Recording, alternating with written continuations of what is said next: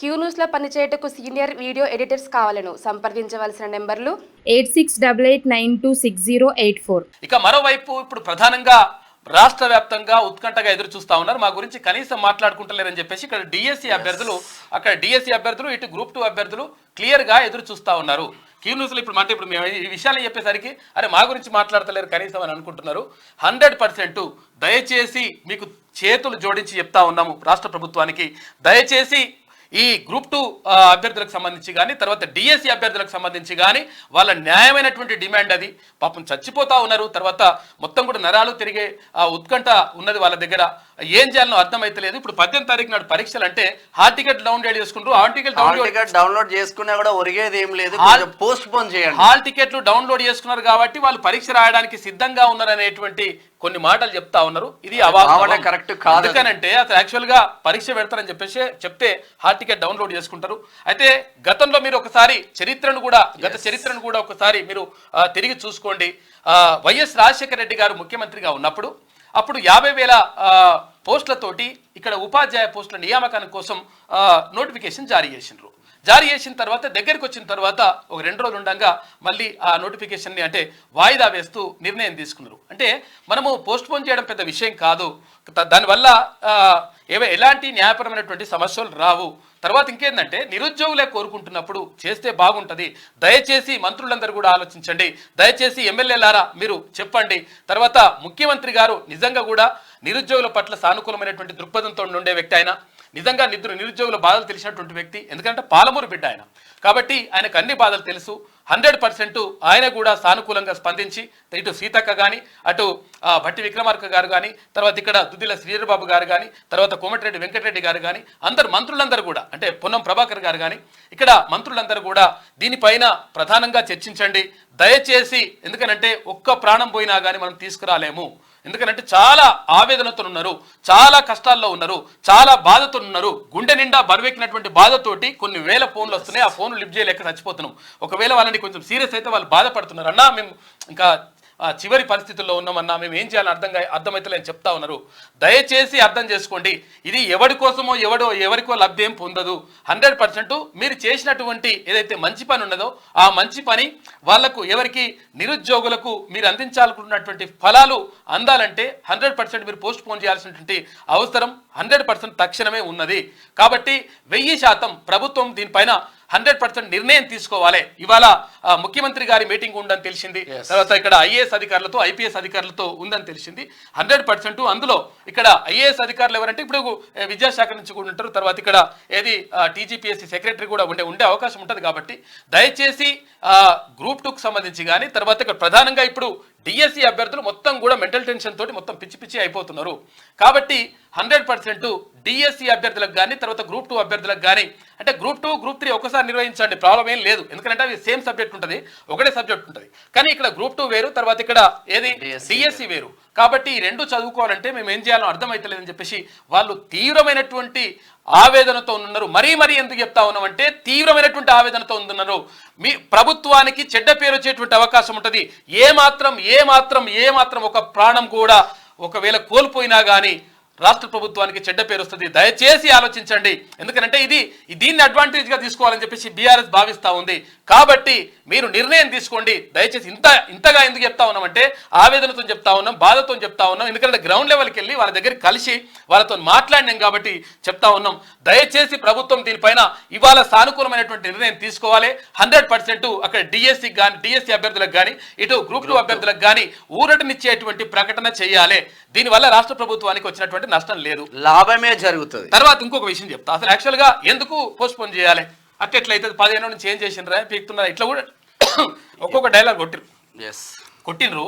అయితే నేను ఏం చెప్తున్నా అంటే ఎప్పుడైతే నార్మల్గా నోటిఫికేషన్ వచ్చిన తర్వాతనే ఏ ఉద్యోగానికైనా ప్రిపేర్ అయ్యే వాళ్ళకు కొంచెం ఇంట్రెస్ట్ అనేది వస్తుంది, సీరియస్నెస్ వస్తుంది. విషయం చెప్తా పాటు అసలు యాక్చువల్గా ఏం జరిగిందంటే గతంలో ఉన్నటువంటి దుర్మార్గమైనటువంటి ప్రభుత్వం ఏం చేసిందంటే 5,089 పోస్టులు డిఎస్సి అని చెప్పేసి ఒకటి ప్రకటించింది.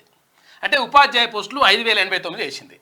దీంతో అక్కడ ఉన్నటువంటి నిరుద్యోగులందరూ కూడా అరే మేము నష్టపోతున్నారా నాయన, మెగా డిఎస్సి ఏంటి కొంచెం పోస్టులు పెంచండి అని చెప్పేసి రోడ్ల మీదకి వచ్చిండ్రు. రకరకాలుగా ధర్నాలు అవన్నీ చేసినా కానీ గత ప్రభుత్వం పట్టించుకోలేదు, కేసీఆర్ దాని గురించి పట్టించుకోలేదు.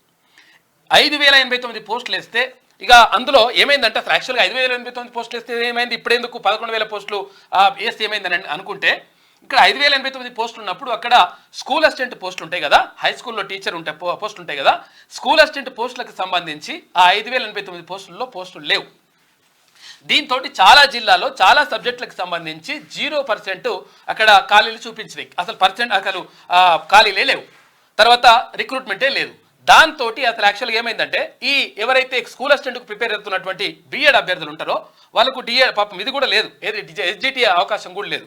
అయితే దీంతో ఏమైంది, వాళ్ళు ఏం చేయాలో అర్థం కాని పరిస్థితుల్లో క్వశ్చన్ మార్క్ లెక్క వెళ్ళిపోయిన తర్వాత ఇక ఆ తర్వాత ఇప్పుడు రాష్ట్ర ప్రభుత్వం ఏర్పాటు అయ్యింది, కాంగ్రెస్ ప్రభుత్వం అధికారంలోకి వచ్చింది, చాలా సంతోషపడ్డారు. ఎందుకంటే నిరుద్యోగులకు 2 లక్షల ఉద్యోగాలు ఫిల్ చేస్తా అని చెప్పేసి ముఖ్యమంత్రి గారు చెప్పిండ్రు. నిజంగా అన్నట్టుగానే ఆయన జాబ్ క్యాలెండర్ కూడా ప్రకటిస్తా ఉన్నారు. మీరు చేసేటువంటి కార్యక్రమాలన్నీ చాలా బాగున్నాయి, అది నిరుద్యోగులు దాని పట్ల హర్షం వ్యక్తం చేస్తూ ఉన్నారు. కాకపోతే ఏంటంటే ఇప్పుడు ఏమైంది, అక్కడ తర్వాత ఏమైందంటే ఈ 5,089 పోస్టుల నుంచి 11,064 పోస్టుల 11,000 చిల్లర పోస్టులు పెంచిన తర్వాత ఏమైందంటే ఆయా జిల్లాల్లో అక్కడ ఏది స్కూల్ అసిస్టెంట్ పోస్టులు ఏవైతే ఉంటాయో అక్కడ ఒక దగ్గర 3, ఒక దగ్గర 4, ఒక దగ్గర 2 ఇట్లా పోస్టులు వచ్చినాయి. అయితే దాంతో అప్పటి వరకు ఆ స్కూల్ అసిస్టెంట్గా ప్రిపేర్ కావాలని అనుకోనటువంటి ఎవరైతే డిఎస్సి అభ్యర్థులు ఉంటారో ఆ తర్వాత ప్రిపేర్ కావాలని చెప్పేసి నిర్ణయం తీసుకున్నారు. ఎప్పుడు వచ్చింది ఈ నోటిఫికేషన్ అంటే మార్చిలో వచ్చింది. మార్చిలో నోటిఫికేషన్ వచ్చిన తర్వాత ఏమైంది, ఎంపీ ఎలక్షన్స్ వచ్చినాయి. ఈ ఎంపీ ఎలక్షన్స్ వచ్చిన తర్వాత ఎంపీ ఎలక్షన్స్ దాకా కొంత టైం పోయింది. ఆ తర్వాత ఏమైంది, టెట్ నోటిఫికేషన్ వచ్చిండ్రు. ఈ టెట్ నోటిఫికేషన్ వేసిన తర్వాత ఏమైంది, టెట్కు ప్రిపేర్ అవ్వకుంటూ వచ్చిండ్రు. టెట్కు ప్రిపేర్ అయ్యకుంటూ వచ్చిన తర్వాత మొన్న ఎగ్జామ్ అయిపోయింది, రిజల్ట్ కూడా ఇచ్చిండ్రు. అయితే టెట్కి తర్వాత డిఎస్సికి మధ్య కేవలం 35 రోజులు మాత్రమే టైం ఉన్నది. దీంతో ఏమైతుందంటే అసలు యాక్చువల్గా టెట్ సిలబస్ వేరు, తర్వాత ఇక్కడ డిఎస్సికి సంబంధించినటువంటి సిలబస్ వేరు. కాబట్టి ఈ 35 రోజుల టైంలో ఒక 7-8 పుస్తకాలు పెద్ద పుస్తకాలు చదవాలంటే అంత ఈజీ కాదు. చదవడమే కాదు, అవన్నీ కూడా ప్రతి పాయింట్ కూడా గుర్తు పెట్టుకోవాల్సినటువంటి అవసరం ఉంటుంది. ఇది లక్షలాది మంది రాస్తున్నటువంటి ఈ కాంపిటీషన్లో వాళ్ళు ఉద్యోగం కొట్టాలంటే చాలా సీరియస్గా ప్రతి విషయాన్ని కూడా ప్రతి అంశాన్ని ఇక్కడ కరెంట్ అఫైర్స్ కానీ, తర్వాత ఇక్కడ జనరల్ ఇంగ్లీష్ కానీ, తర్వాత ఇక్కడ సబ్జెక్ట్ కానీ, ఇక్కడ మెథడాలజీ కానీ, తర్వాత ఇవన్నీ కూడా చదువుకోవాల్సి ఉంటుంది వాళ్ళు. తర్వాత ఇక్కడ సైకాలజీ చదువుకోవాల్సి ఉంటుంది, ఇవన్నీ కూడా టీచింగ్ యాప్టిట్యూడ్ చదువుకోవాల్సి ఉంటుంది. వీటన్నిటినీ చదువుకోవాలంటే ఇక్కడ ఎడ్జిటీలు కానీ, తర్వాత ఇక్కడ స్కూల్ అసిస్టెంట్లు కానీ ఇట్లా చదువుకోవాల్సి ఉంటుంది. ఈ చదువుకోవాల్సినటువంటి టైం వాళ్ళకు లేకపోవడం వల్ల ఇక్కడ డిఎస్సి తర్వాత టెట్ సిలబస్ వేరు కావడం వల్ల వాళ్ళు చదవలేకపోయినరు. కాబట్టి మేము ఆవేదన చెందుతా ఉన్నాం, నరాలన్నీ కూడా తెగిపోతా ఉన్నాయి, ఏం చేయాలో అర్థమైతలేదు. కాబట్టి 100% వాయిదా వేయాలని చెప్పేసి వాళ్ళు కోరుతా ఉన్నారు. అక్కడ డిఎస్సికి సంబంధించి కానీ, తర్వాత గ్రూప్ 2కి సంబంధించి కూడా కొంతవరకు సానుకూల నిర్ణయం వచ్చినట్టుగా తెలుస్తా ఉంది, నిర్ణయం అంటే తీసుకుంటున్నట్టుగా.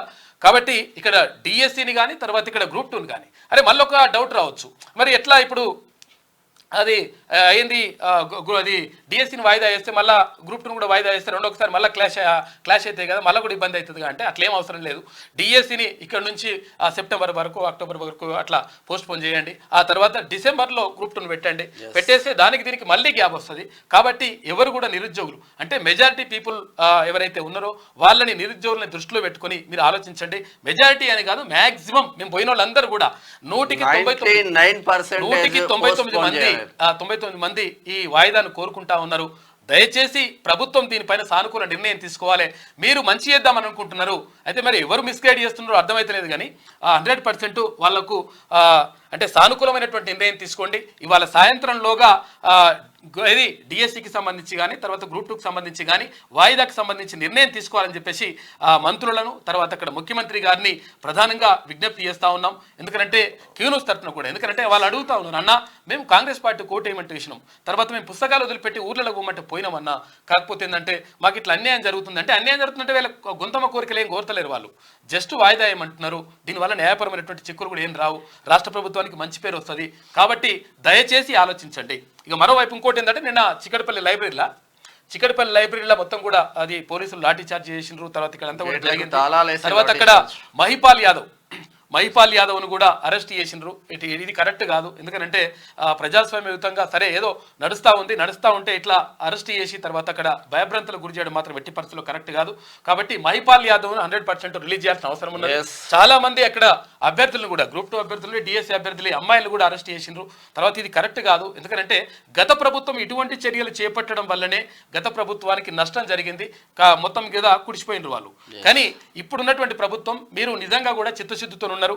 ఆ చిత్తశుద్ధిని నిరూపించుకోండి. దయచేసి అక్కడ నిరుద్యోగుల పట్ల సానుకూలమైనటువంటి నిర్ణయాలు తీసుకొని ఇటువంటి చర్యలకు చేపట్టకండి. ఎందుకంటే ప్రభుత్వానికి మంచి పేరు రావాలని చెప్పేసి మేము కూడా కోరుకుంటా ఉన్నాం.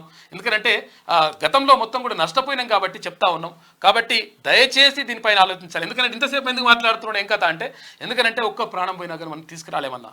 కాబట్టి దయచేసి ఆలోచించండి. మీరు మరీ ఒకసారి కావాలంటే మళ్ళీ ఇంటెలిజెన్స్ రిపోర్ట్ని తెప్పించుకోండి. సార్ ఒకసారి శివప్రసాద్ రెడ్డి సార్ కొంచెం మీరు దయచేసి ఒక్కసారి మీరు వెళ్ళి చెప్పండి. కింద జరుగుతున్నటువంటి ఏదైతే గ్రౌండ్ లెవెల్లో ఉన్నటువంటి పరిస్థితిని దయచేసి వివరించి ఆ గ్రూప్ 2 అభ్యర్థులకు సంబంధించి కానీ తర్వాత డిఎస్సి ప్రధానంగా అభ్యర్థులకు సంబంధించి కానీ నిర్ణయం తీసుకోవాలని చెప్పేసి మనస్ఫూర్తిగా కోరుతా ఉన్నాం. దయచేసి నిర్ణయం తీసుకుంటారని చెప్పేసి చేతులు జోడించి నమస్కరిస్తున్నాం. ఇది ఇట్లా ఉంటే నిన్న సీఎం రేవంత్ రెడ్డి అధ్యక్షతన మంత్రుల మీటింగ్ జరిగింది. దాంట్లో ఎమ్మెల్సీ తీన్మార్ మల్లన్న కూడా పాల్గొన్నాడు.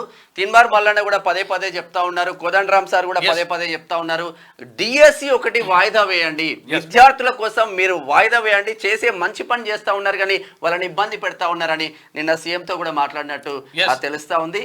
అన్న కూడా మీకు తీన్మార్ మల్లన్న క్లియర్ గా ఉన్నాడు. తీన్మార్ మల్లన్నకి అటువంటిది ఏం లేదు. ఎందుకంటే తీన్మార్ మల్లన్నే కాదు ప్రభుత్వం కూడా క్లియర్గా ఉంది. కానీ మిస్లీడ్ చేస్తున్నారు ఎవరు, అది అర్థమైతలేదు. కాకపోతే తీన్మార్ మల్లన్న ఎప్పుడు కూడా నిరుద్యోగుల పక్షాన్నే ఉంటాడు, విద్యార్థుల పక్షాన్నే ఉంటాడు, బాధితుల పక్షాన్నే ఉంటాడు. ఇది 100% కరెక్ట్. కాబట్టి దయచేసి అర్థం చేసుకోండి. లెటర్ ఇస్తే ఏమైందంటే ఒక ఎమ్మెల్సీ లెటర్ ఇచ్చిందంటే ప్రభుత్వంలో ఉండి ప్రభుత్వానికి లెటర్ ఇస్తే ఎంత ఇంపాక్ట్ పడుతుందో ప్రభుత్వానికి తెలుసు తప్ప మీకు 100% చిత్తశుద్ధితో ఉన్నారు. ప్రభుత్వం కూడా అట్లనే ఉన్నది. మరి ఏదో కొంచెం రిపోర్ట్ ఏదో ప్రాబ్లం ఉన్నట్టుంది, ఎవడో మిస్లీడ్ చేసిండ్రు. కాబట్టి దాన్ని జాగ్రత్తగా ప్రభుత్వం ఆలోచించి సానుకూలమైనటువంటి నిర్ణయం తీసుకోవాలని చెప్పేసి విజ్ఞప్తి చేస్తున్నాం. మీకు వార్తలు రాయడం, విశ్లేషణ చేయడం వచ్చా? అన్యాయాన్ని ప్రశ్నించడం తెలుసా? ఇంకెందుకు ఆలస్యం? క్యూ న్యూస్ మిమ్మల్ని ఆహ్వానిస్తుంది. క్యూ న్యూస్లో పనిచేయటకు అనుభవం గల కంటెంట్ రైటర్స్ కావాలను సంప్రదించవలసిన నెంబర్లు 8688926084.